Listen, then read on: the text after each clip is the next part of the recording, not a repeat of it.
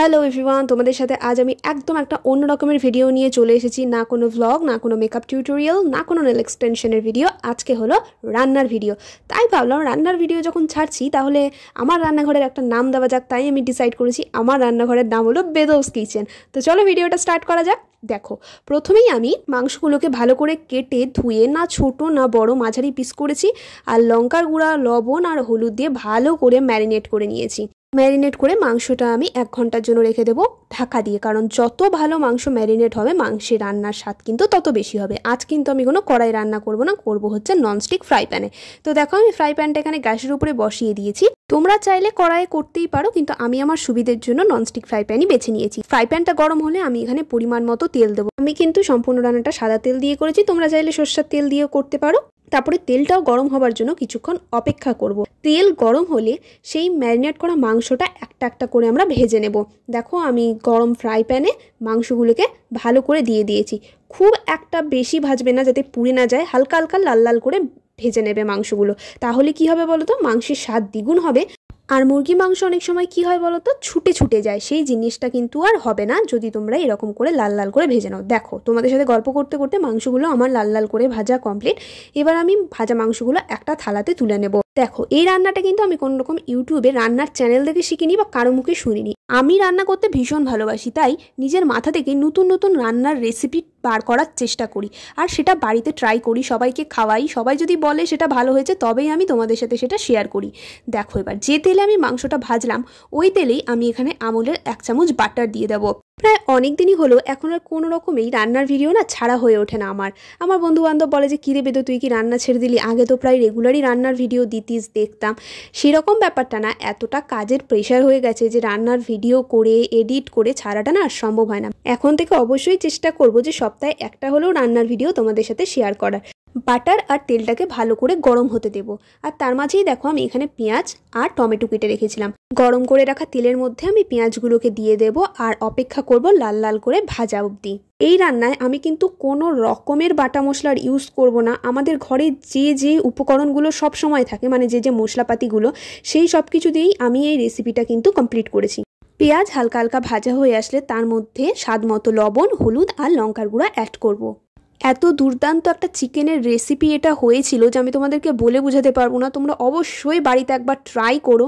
একদম ইউনিক স্টাইলে আমি করার চেষ্টা করেছি। ইউটিউবে রান্নার ভিডিও দেখলেই বলে এটা লাগবে ওটা লাগবে, যে উপকরণগুলো আমাদের বাড়িতে সবসময় উপস্থিত থাকে না, কিন্তু আমি এখানে আমাদের বাড়িতে যেসব আইটেম সবসময় উপস্থিত থাকে সেগুলো দিয়েই রান্নাটা কমপ্লিট করেছি। দেখো আমি এখানে কয়েকটা গোটা রসুনের খোসা ছাড়িয়ে রেখেছিলাম, কয়েকটা রসুন থ্যাতো করে আমি মাংসের মধ্যে দিয়েছিলাম। আমি কিন্তু কোনো রকম মিক্সার ইউজ করিনি, মানে বাটা মশলা না, জাস্ট একটু থ্যাতো করবে আর কয়েকটা গোটা রসুন দেবে যাতে স্বাদটা আরও বেশি হয়। মশলা বলতে শুধু লাগবে একটা চিকেন মশলার প্যাকেট, আর কোনো রকমের মশলা লাগবে না। ব্যাস তোমাদের রান্না কমপ্লিট। পেঁয়াজ রসুনটা লাল লাল হয়ে ভাজা হয়ে আসলে গোটা চিকেন মশলার প্যাকেটটা আমি দিয়ে দেব, তারপরে কেটে রাখা টমেটোটাও দিয়ে দেব।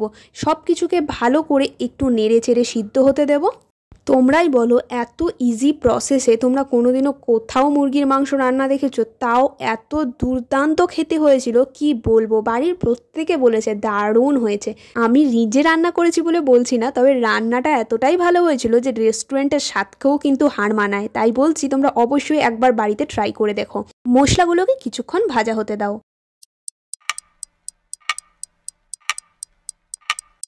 ঘড়ি দেখে লো ফ্লেমে মশলাগুলোকে 5-7 মিনিটের জন্য ভাজা হতে দাও, কারণ মশলা যতটা বেশি ভালো করে ভাজা হবে মাংসের স্বাদও বেশি হবে। নয়তো মশলা কাঁচা থাকলে একটা গন্ধ করে রান্নাতে। দেখো মশলা ভাজা তো আমার কমপ্লিট। তারপরে ভেজে রাখা মাংসগুলো আমি মশলার মধ্যে দিয়ে দেবো। ভালো করে মশলা আর মাংসটাকে নেড়ে চেড়ে নিতে হবে, আর সঙ্গে সঙ্গে কিন্তু একদম মাংসটা ঢেকে দেবে না। প্রায় 5 মিনিট লো ফ্লেমে ঢাকনা ছাড়াই কিন্তু মাংসটাকে সেদ্ধ হতে দেবে। তারপর মাংসটাকে ঢেকে দেবে একটু সেদ্ধ হবার জন্য। দেখো আমি এখানে ঢাকা দিয়ে দিয়েছি একটা থালা দিয়ে মাংসটাকে।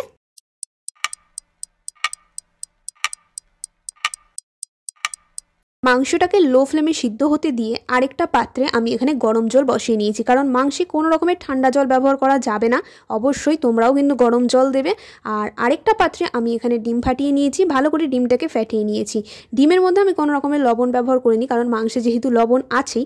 ঢাকনা উঠিয়ে দেখলাম মাংসটা হালকা হালকা সিদ্ধ হয়ে এসেছে। এরকম যখন দেখবে কালচে কালচে কালারের মাংসটা হয়ে এসেছে, তার মধ্যে কি করবে, ফাটানো ডিমটা দিয়ে দেবে। মাংসের কালারটা দেখেছো কি অপূর্ব এসেছে, দেখে মনে হচ্ছে একদম খাসির মাংস, কারণ কালারটা একদম খাসির মাংসের মধ্যে এসেছে। দেখো ডিম আমি দিয়ে ভালো করে মাংস আর ডিমটাকে নাড়াচাড়া করে নেব। মাংসে যে ডিম দেওয়া হয়েছে, তুমি যদি এটা কাউকে না বলো, কারো ক্ষমতা নেই বুঝে নেবে। গ্যাসের আঁচ কিন্তু একদম বাড়াবে না, মানে লো ফ্লেমেই কিন্তু এই রান্নাটা হবে, তাহলে স্বাদও বেশি হবে রান্নার, আর মাংসগুলোও খুব সফট হবে খেতে। তারপরে আবারও 5 মিনিটের জন্য মাংসটাকে ঢাকা দিয়ে সিদ্ধ হতে দেবে।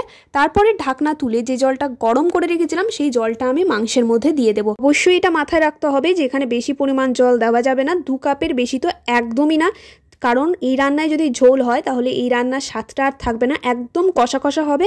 জল দিয়ে ভালো করে ফুল স্টিম করে মাংসটাকে টকবক করে একদম ফুটিয়ে নেবে। আর মাংসের পিসগুলো দেখো কি অপূর্ব লাগছে দেখতে, খেতেও কিন্তু ঠিক ততটাই অপূর্ব হয়েছিল। টকবক করে 2 থেকে 3 মিনিট জল দেওয়ার পর মাংসটা ফুটিয়ে নেবে, ব্যাস তোমাদের মাংস রেডি। আর কালারটা দেখো কি অপূর্ব এসেছে, পুরো কালচে কালচে টাইপের, ঠিক যেরকম খাসির মাংসে আসে। আর অবশ্যই কিন্তু মাংসটা নামানোর আগে আরও 1 চামচ বাটার দিয়ে দেবে, অ্যান্ড দেন গরম গরম ভাতের সাথে পরিবেশন করো, জাস্ট জমে যাবে। আর কোনো আইটেমের প্রয়োজন নেই, বাড়িতে গেস্ট আসলে তোমরা এইভাবে রান্না করে দিতে পারো। আমি এই রেসিপিটার নাম দেবো ভেবেছি বাটার এগ চিকেন।